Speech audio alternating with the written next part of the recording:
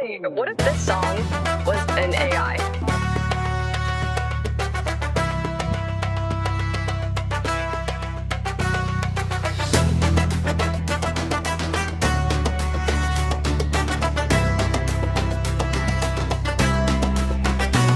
Ako'y simpleng mag-aaral mula probinsyang Apayao. Nagngangalan Danday Espanyol, ikaw ay mapapawaw. Sa ating magandang kwento, ito'y hindi gawa-gawa. Ito ay kwento ng isang bata na taga-Apayao. Dalawang pusong nag-ibigan, ito'y ating babalikan. Nung aking senang Nobyembre 96, ang dalawang puso'y nagsama at bumuo ng pamilya hanggang nabuo ang batang sinasabi ko ngayon. 17 ng Pebrero 2002, isinilang ang anak nila Dante at Nehemiah sa barangay ng Malama, Coner, Apayao. Ito na ang kwento ng bata na taga-Apayao. Sa paglipas ng panahon, ang bata ay naglakbay. Pinasok ang mundo ng hip-hop, siya ay nakisabay. Inspirasyon Francis M. Glocknay at iba pa. Siya ngayon ay nagrarap at sumusulat ng kanta.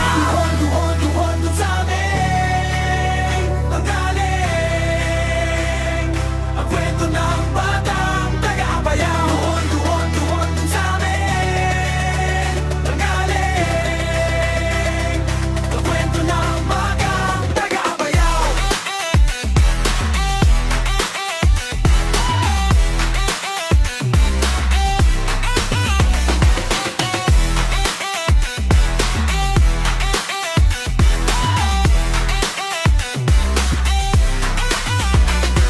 Sa pagrarap ang dami-daming kumukontra. Sinasabing kanyang kantay walang kwenta. Pasikat daw lahat ng kanyang mga ginagawa. Puro peke daw lahat ng mga lyrics niya. Lagi siyang kinukot siya dahil di daw siya magaling. Lagi siyang binubuli habang siya ay naglalakad. Lagi siyang tinatawanan, ano daw ginagawa. Lagi siyang sinasabihan na